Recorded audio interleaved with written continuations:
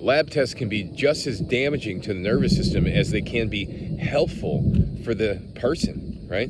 And what I realize is that these lab tests often make people feel like there's something wrong with them, there's something broken. Then they get diagnosed this thing, and now they start to read all about this thing and Google this thing and buy into the prognosis of this thing. But the reality is, okay, that these lab tests are often pointing them in a direction that there's no solution, okay? No actual solution to the condition, no actual solution, right? So they buy into this diagnosis, they buy into the lab testing, they try the things that the doctor tells them, and then guess what? They're left with all these diagnostic terms that have been thrown at them, but no solution. In a bunch of lab tests, no solution, right?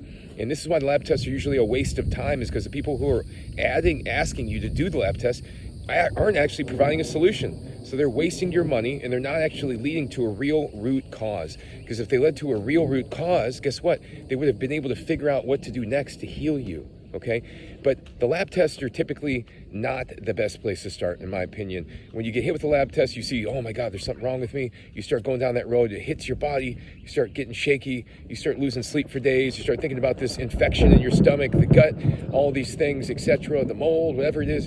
But the reality is, it could be something that's much easier to figure out than spending hundreds of dollars on a lab test. You could simply just go on the elimination diet. The elimination diet, okay? Start there. See how much progress you can actually make from eating the right foods. Just the simplest, easiest to break down foods. Your fruits, your vegetables, your rice, your potatoes, your beans, your lentils, your oil.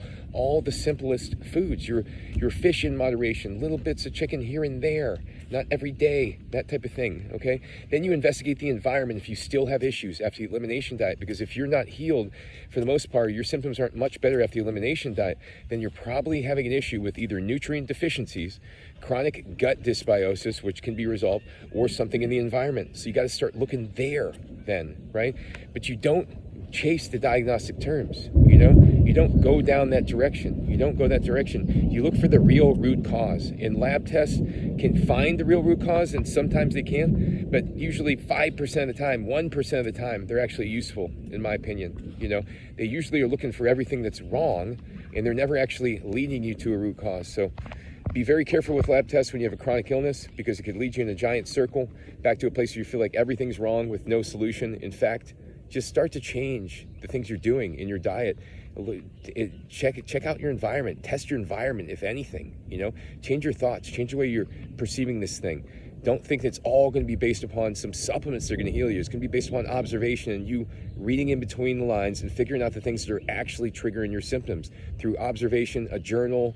You know, these things. This is how I actually help clients.